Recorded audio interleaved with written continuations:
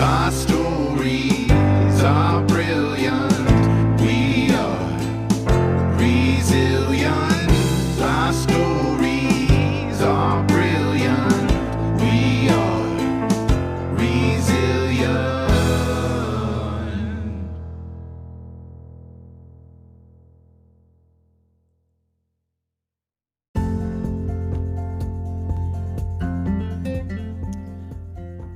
Welcome to the Courage Checklist. I'm your host, Jennifer Chambers. Courage. We all want it. What are the things in our lives that we need courage to tackle? How do you find the guts to get the glory? How do you do the things you've always really wanted to do or be? You make the list. You check it off. It sounds simple, but actually doing the hard stuff, the soul-deep stuff, it's not always easy. Find inspiration, ideas, and companions here who also keep trying no matter what. Let's talk about what's on our lists, from giant dream to tiny wish. We share stories of triumph, struggle, joy, and yes, failure, but we keep going together. What's on your list?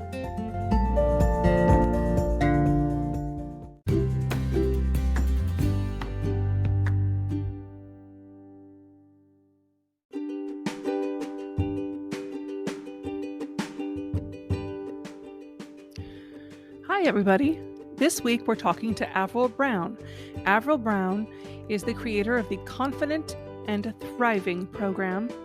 She is a coach, a lifestyle coach, and an author.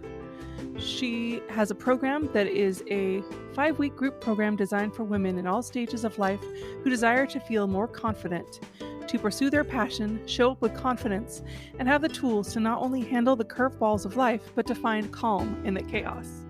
We had a great conversation. Some of the things I learned from her were thinking about reprogramming your nervous system, which is fascinating. A really great topic where she really understands the importance of remembering your basic needs, particularly if you're a mom or a female identified person. Remembering your basic needs and fulfilling those for yourself can be very difficult, and she talks about that. One of the other really great things I got was connecting back to what lights you up and how important that is. And the last tip I have from her is my favorite, where she pauses every 2 hours to take 5 breaths and recenter herself. She even sets a timer. So listen today. She'll tell you all about herself and her programming and her journey through confidence and with lots of courage.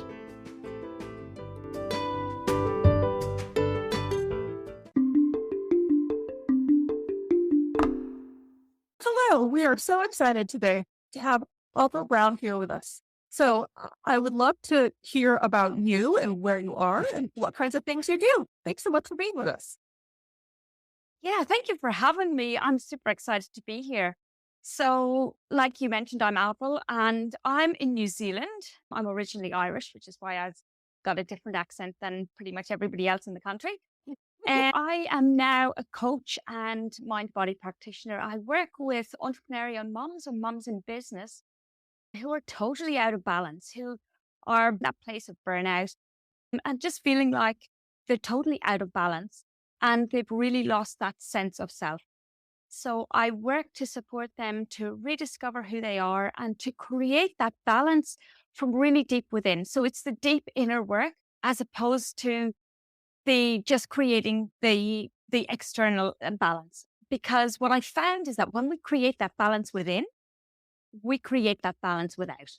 So when we feel more centered, more grounded, more whole in who we are, that reflects on our external world. And that creates the long-term balance as opposed to just trying to change a few things in the external world. You continue to go back into those old states of imbalance again because you haven't done that deeper work. How did you get into this type of work? I got into it from my own experience, basically. I'd studied psychology in the past. I've read self-development books since I was about 14. I worked in the mental health field. And then I had a child. And my child was a firecracker. He still is a firecracker. but he's neurodiverse. And through his journey, it really brought up all of my unhealed wounds. It brought up emotional, like I'd suppressed my emotions from a very young age. I had numbed myself. I was really, really disconnected from myself. And that showed itself in over 20 years of anorexia. So I developed anorexia as a teenager, almost died, was told I'd never recover, and had it to a high functioning level throughout my adult life. I guess when I had our son, it really brought it to the forefront. Not that it got worse necessarily, but it just showed me that it was still there. It was still existing. I couldn't ignore it anymore. And I ended up going into this place of burnout because his journey was really intense. There was a lot of focus on what was going on for him. I just ended up burning out. And I realized that the anorexia was at the forefront of a lot of it, the numbing of the emotions and the absolute and utter disconnect from myself. And so I started to do my own inner healing journey. And that led me to discovering that this is what I wanted to do, to be able to share my experience, to be able to share what I had, and to be able to support mums to create this balance within themselves, because we influence the next generation. We are their main guides. We are the people that they model themselves on. It's a real privilege to bring up our children. It's not just something that we should cast aside as just something else. It's a real privilege, but we want to show them what living really whole and what living like fully alive is, so that they can live fully alive. And the way we do this is by us doing it first. So it was through my own journey, my own experience, my education, all of that stuff that guided me towards wanting to do this and to support other mums to do this themselves. How do you go about helping other moms? Do you have a program? Do you have things you recommend they do? Yes, I do have a program. One of the main things I focus on in my program is nervous system regulation, because it's so huge, and that the emotional awareness, nervous system regulation, to bring about that deep internal balance. Because what I see and what was, happened for me was I had high functioning anxiety and didn't even know it. The world is really stressful now, especially in the last 3 years. And I find that most adults, their nervous system is frazzled. They're really dysregulated, but they're so used to it, they've come to just think this is life. So that is the foundational portion of the programs that I offer, is that we look at the nervous system, because if our nervous system isn't regulated, it's very hard for us to change our mindset. It's very long term. It's very hard to change our programming and patterning long term. We can do it for a short amount of time, but we quickly fall back into that old conditioning again. So yes, I offer one-on-one programs at this stage. I will move into groups later this year, hopefully. But at this stage, I offer really intimate one-on-one 12-week or 6-month programs, and we dive really deep. I'm trauma informed, so if trauma work comes up, we address that. We look at mindset, subconscious reprogramming, the nervous system work, and just giving a lot of it is the practical tools as well as everything else. Because, we are living in this world, regardless of what's happened to us in the past. We actually have to get on with our daily lives and be able to meet our own needs as well as the needs of our kids and the needs of our clients. There's a big plate for mums, especially working mums. There's a big plate for them to sort of work through every day. So sometimes it's the practical stuff, sometimes it's the deeper inner healing that then impacts the practical everyday stuff. When you say practical, you're talking about tools like yoga or breath work, those kinds of things? Yes, I am. Real basic stuff of like mums meeting their own needs. What are your needs? Because so often we ignore the fundamental stuff like, have I eaten? Have I had something to drink? Do I need to go to the toilet? How many times do we put off going to the toilet because we're holding on and holding on and holding on? And when we do this, we signal to our body and to our nervous system that it is not safe for us to go and do that. Now, logically, we know it's safe. There's no tiger after us, but we're telling our body that there's something else that's more imminent, something that's more pressing that we need to deal with first. Sometimes there is. Sometimes our child has sliced their finger with a knife and we need to deal with that. But most times we're just putting it off so we can write another email. We're putting it off so we can, you know, stir the dinner pot a little bit more. We're putting it off for not essential reasons. So we're signaling to our body that actually there's other things that are more pressing and we're not first and foremost on our list of to-dos. So there is a big component of the practical stuff of just, okay, what are your actual needs every day and are you meeting them? Looking at the basic needs. Other things involved like stripping back our daily schedule. What do we actually not need there? Because a lot of times we find ourselves doing stuff like scrolling social media. And we have to get really, really honest and really ruthless with ourselves. Is this serving who it is I want to be? Or is this just an old programming that is allowing me to get caught up in almost that self-sabotage or dragging me away from what it is I really want because it's easy?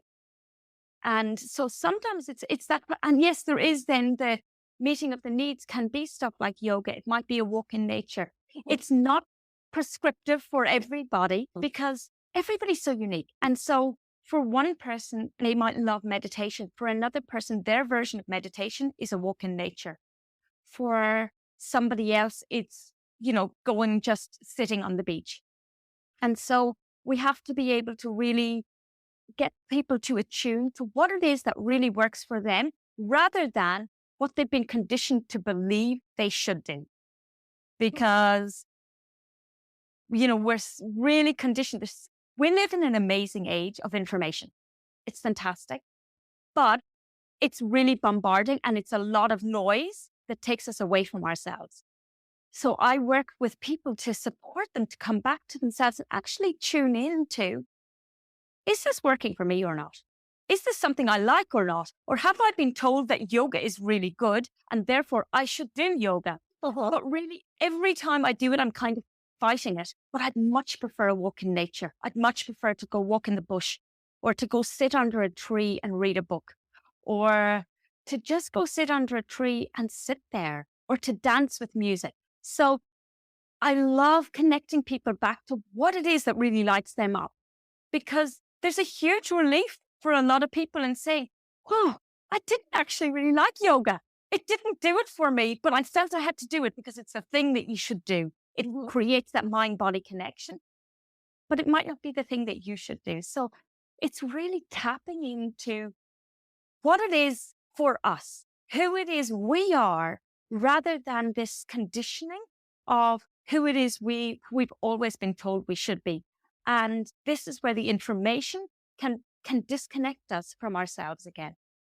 And so when we come back to what works for us, the magic starts to unfold. The incredible thing that I heard from everything that you just said was how impactful it is to create a container to listen to these women. And often moms don't feel like their needs matter. So creating a space for them to find out what matters to them. It sounds revolutionary. Yeah. It Yeah, does. it is. And the thing that I love to share with people, and this has been such a big thing in my life as well, because I started homeschooling our son last year. So like there's lots of balls in the air. There's homeschooling, there's a business, there's being a mom, there's being me. Is that when we meet our own needs, we actually can more easily and better meet the needs of our children and our clients. And it's something that we've been, once again, it's programming out there that moms need to be the martyr. We need to, give so much of ourselves and we have that mom guilt and everything. But when we actually, I know it's so cliché, but when we fill our cup, we actually have something to put into everybody else's cup as well. So fueling ourselves from the inside changes our whole family. It changes the work that we do. It changes our relationship with ourselves. When we look at the relationship with ourselves, we change our relationship with everybody and everything else. It's so big, and yet it's really hard to put into words the difference it can make it's this ripple effect, and we're at the middle, we're the stone dropping in the pond. when we look after ourselves, when we build and nurture the relationship with ourselves, everybody else and everything else that we touch in our lives is transformed from it. Well, it's simple, but it's profound. It really is. What are the ways that you have self-care, and how does that look for you in your life? Supporting all these people must be difficult to also then make sure that you take care of yourself as well. Yeah. And like I said, we started homeschooling last year, and this really forced me to get really clear on how I nurture myself because, we all ebb and flow with stuff. But I noticed when I ebbed with my self care, when I ebbed with really nurturing myself, it flowed on. It flowed on to particularly to my son, to the relationship in our whatever we were trying to do with the education side of things. So what do? I have a morning routine, but it's not really strict and prescriptive. So it's very much, what do I feel like doing today? And over the years I've built up this connection with myself. So some mornings it's a walk. Some mornings I'll climb the mountain. Some mornings I'll go for an ocean swim. And we live quite close to the beach. Some mornings I nearly always start with some silent meditation because that just really tunes me into myself in the morning. And I always ask myself, okay, how am I going to show up for myself today? And it's not how am I going to show up for anybody else, because I know how I'm going to show up for them, but it's how am I going to show up for myself today? Who am I showing up as today? So that every morning I start with that question because it just clicks my mindset into, okay, who am I? Just that consciously choosing how I show up on any given day. And then throughout the day, I try to be as connected as I can to myself. So every couple of hours, I set my alarm. Every couple of hours, I come back to sort of 5 breaths, just consciously connected them, not necessarily deep or, in any specific format. If I was struggling with anxiety or stress or something like that, I would make sure that I had my exhale longer than my inhale, because that's really good. Like in for a count of 4, exhaling for a count of 8. But sometimes all we need is that conscious connection to our breath to bring us back to the present moment, to bring us back to connection with ourselves. I always put my hand on my heart because it just drops me out of my head and back into my body again. And I connect, okay, how am I feeling in my body? And it literally takes 1 minute. It's like, how am I feeling in my body? I'm connected to my breath. I'm in this present moment, right here, right now. I'm very safe. And this is me. I'm good. And so I do that every couple of hours throughout the day. I would try to be conscious and connected as often as possible through the day. So if I'm having a drink, I'm consciously connected to the fact that I'm having a drink. I'm present. So it's the morning routine. Every 2 hours I do that. And then regularly throughout the day or throughout the week, I will try and do stuff that is fun. So sometimes that's involved with my son because we don't always get time and space for ourselves. But if he goes to the park, I'll jump on the swing. I won't just sit there, on the bench looking at him. I'll jump on the swing. I'll play basketball with him. I will get involved and just let that inner child out. And then, like on a sort of a regular basis, once a week or whatever, I see once a month, I see an acupuncturist, I see a chiropractor. There's other things that I outsource. I will maybe go to a breathwork session or, consciously connect with other amazing, like-minded people. But the everyday stuff that I notice that is really important. Like I said, the meditation for me, because it works for me. Every now and again, I'll jump in and out of yoga. But for me, meditation and nature are my big ones. The thing that I've heard that I liked so much about what you just said is one of the questions that I often ask people is if routine is important to you. And I like that you have routine, certainly, but it seems like flexibility is paramount to everything that you do. And I think that takes a lot of courage. For me, it's really easy to follow directions and be very rigid about it because you've got a clear path. But when you take the time to really ask yourself about what you need and to structure your day and your life that way, that takes a lot of bravery, I think. It does. And actually, now that you say it, it's allowed me to drop into this place of reflection because I never used to be like this. I used to be so controlled. I used to be really rigid. And like that, I could follow routine really easily. But what I found was it was taking me away from myself, and it was taking me away from my connection with myself because I was kind of following this routine and I never tuned in with myself to ask myself, is this working for me? Is this working for me anymore? Because, we change. What works for me today might not work for me next week. And I used to be, that was easy for me. It was very regimental. I used to think I had a very, masculine sort of personality, but actually I've realized I don't at all. But I just was so in my mind that allowed me to stay controlled and in control. And bringing in more flexibility, bringing in more flow has definitely tested me, but it has allowed a much deeper connection to myself. And it has allowed me to feel a lot more free, a lot more liberated.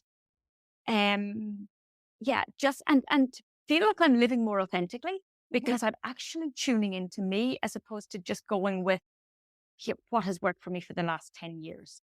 It's funny because that's kind of a watchword. Everyone talks about you have to be authentic and live authentically, but they don't give you practical tools to do that. And in our entire universe, we're not told to look within yourself and figure out what you like and who you are and what you stand for and what nurtures you. So, Yeah. especially as parents of any type, it's just so, it takes, if you're doing it to your fullest extent, you're giving a lot of yourself away. And then you have to be able to fill that back up. Yeah. And you're right. We have been taught from a very young age to look outside of ourselves for wisdom, for, education, for the right and wrong, for people to tell us how we should do our morning routine, how we should live our lives, how we should parent. And this was so massive for me. And this is what I really love to support people to do is to, when they connect with themselves, to tap into their own inner wisdom as parents, as business owners, as women, because when we do this, it's so powerful. I learned this the hard way with both my health journey and my parenting. And in my business as well, is looking outside of myself for the answers. My child would not perform compared, to parenting scripts. So I read so many of the parenting books, learned the parenting scripts, did all of that. My child would not. He would see right through it. And he would call me out and he would say, Mum, you just heard that from somebody else. And it was true because it wasn't authentic. And so he could see through that. And it was so beautiful for me. And I did this in my health journey. I looked to practitioners and to people to guide me instead of listening to my intuition, my own inner wisdom. And I got sicker and sicker and sicker, even though these were highly qualified, highly recommended, very expensive people. And they're amazing. But the lesson for me there was that I need to be able to listen to and trust myself first, and then be guided from that to somebody, to the right person to work with. But I wasn't. I was jumping and choosing that out of fear, thinking, okay, I need somebody to help me get out of adrenal fatigue, or I need someone to help solve this colitis, or whatever it was that my symptoms were at the time. I need someone to solve my parenting problems. But when I tuned into my own wisdom and I connected to myself, my body was giving me the messages. My child was giving me the messages. I knew how to parent my child. And it wasn't anything that I could ever pick up from a book, because the book is very generalized, and it might be incredible for the general children, but for your unique individual child, they have their own unique needs, just like you and your body does. And tuning into this wisdom is so powerful because it's everything. It then guides us to what we need to do, to what we need to access, because sometimes it is people outside of ourselves. Sometimes it is wisdom. Sometimes it is a supplement or a parenting expert or whatever, but not ahead of and above yourself. Absolutely. And that goes hand in hand with really deeply listening to yourself. As you got to know yourself and through your journey, did you find that you learned better with hands-on things as a tactile learner, or by observing people? Were you visual? It sounds like you really had to learn by going through it and doing it. Yeah, yeah, definitely by going through it. And trial and error. And that's why I love supporting people, because I can cut out a lot of their trial and error. But I think if I hadn't gone through it that way, I wouldn't have learned all I have. Because I've done so many courses, so many programs, read so many books, and so I've got all of the information locked in here, but there's a way bigger difference between knowledge and information in your head. And I see this with so many people. They can tell you exactly what to do, but they're not embodying it themselves. And the actual embodiment means that sometimes it is trial and error. Sometimes you'll try something and it doesn't work perfectly. Or it's an absolute disaster. Not only does it not work perfectly, it's an absolutely hideous disaster. But that's how we learn, really. That's how I learn is, okay, I'm going to have to do this myself, because I can read it in a book and lock it in my brain as information, but actually embodying it is very different. It's the old thing about, you can hear about how good meditation is. You can talk to other people about how good it is, but can you actually sit down for 5 minutes and do it? So other than the kinds of constructive books and programs that you have read, are there other books that are your favorite? Other books that you like to read or that have been meaningful for you? One of the most profound books I read, and it's really easy to read, is called Letting Go: The Pathway to Surrender by David Hawkins. And that was really pivotal for me in the starting of my journey, because, going back to that control and the regimental routine, letting go was very, very hard for me. I felt like I was constantly in a fight almost with myself. And I see this a lot, in a fight with my head about knowing what the right thing to do was versus actually feeling into what the right thing to do was. I took about 6 months of really searching Google, trying to figure out what it meant to surrender. And that's what led me to this book was The Pathway to Surrender. It was like, how do you actually surrender? Because I hadn't, all my life had been controlled. It had been, this was the whole journey with anorexia as well, was the control. There was a level of, even though I was incredibly out of control and I was totally controlled by that illness, my everyday life was very controlled. And in my parenting, I tried the control thing, and even in my business, and it just doesn't work. You can't control other things and other people outside of ourselves. And that book really supported me in just that letting go process. And it was definitely, like I said, I've read many, many, many self-help, philosophical, psychological books, anything for self-development. I love them. But this was the first book that allowed me to drop into, okay, it's really simple. It's actually so much simpler. And that's one of the things that I like to say to people is it actually isn't as complex as we like to make out. It's really quite simple. Healing, parenting, running a business, finding balance is actually really quite simple. We just have to often get out of our own way. Oh, sounds so easy, but I know, but it's not. Nah, it's simple, but it's not easy. So Right. there's a difference because remember, I'm 43. So when and our son was born when I was 34. So there was a lot of conditioning before that and programming for pretty much all of my life that told me otherwise. So that's why it's not easy, because we have to sort of unravel and peel back the onion layers that gets us back to the essence of who we are. But underneath it all, we are, we have this essence, we have this sort of core of who we are that has never really changed. And what we just have to do is peel back the layers.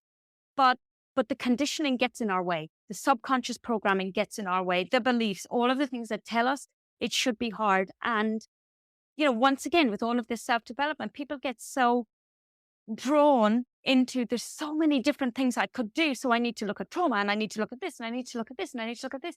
But actually, what I've found in my journey and what I've seen in so many of my clients is it really comes back to, how can I get to know myself better? How can I discover who I am? That connection with ourselves, being regulated within ourselves. And then so much of that other stuff just kind of falls away. It's that deep, because when we can be tuned into ourselves, everything does become simpler. I can't wait to read that book. I'm very excited about that now. Yeah, it is. It's like I said, it's really simple, easy, and it may not meet you where you're at right now. So, and I think that's a profound thing for me, was it met me where I was at when I needed it. And it allowed me to really move my life forward. I love recommending it to people because it's yeah, it really is so much simpler than we make it out to be. And I mean, the book doesn't cover all of that, but that's what I've gleaned from my whole journey, is that actually we can stop ourselves taking a step forward because we think it's too big and complex. But actually, if we come back to the fact that actually it's quite simple. I just need to get to know who I am. There'll be a ton of resistance there. There'll be a ton of conditioning maybe there. But it really is, that's simple. When I get to know who I am, when I really start, that's where we connect with our truth. That's where we connect with our authenticity. That's where we know when things are aligned or not aligned.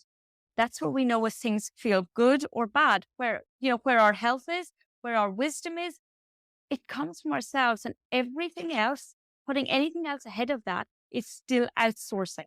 Still outsourcing your power, outsourcing your wisdom, outsourcing everything, outsourcing your healing, outsourcing your parenting.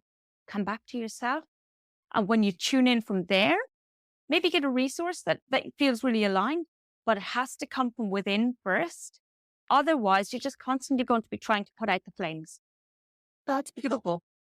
Thank you so much for speaking with us today. Thank you. It's wonderful. So how would listeners know how to get a hold of you? Do you have a website where they can find you? I don't. I'm in the process of getting my website established, but I'm on Facebook just at Avril Brown, and on Instagram at Avril1Brown. And then we can keep in touch there for your website and your later offerings. Absolutely. Yeah. Lovely. Thank you so much. This has been really a treat. So nice to talk You're to you. so welcome. Thank you for having me. I really appreciate it.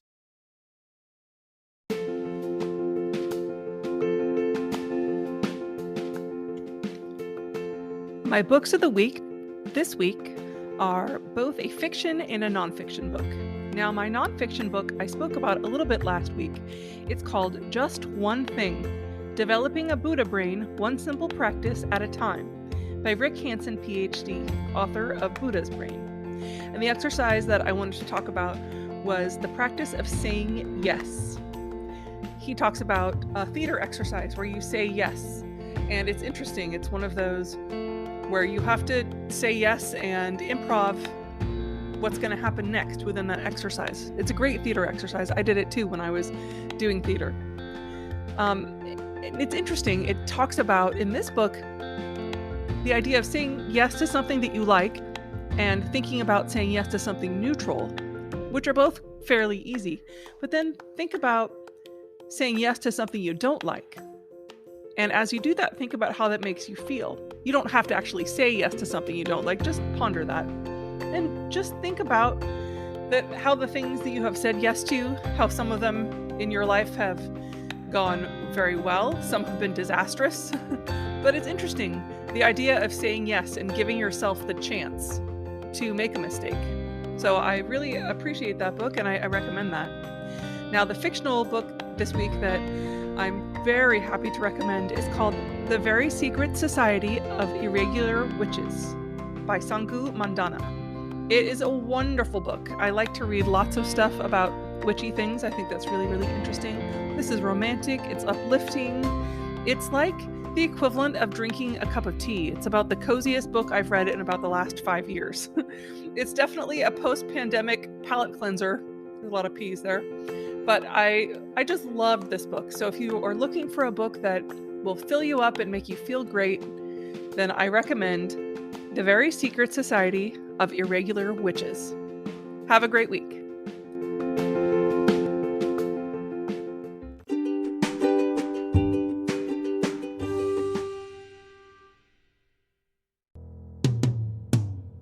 Sometimes we have to start over. Sometimes we have to fight back.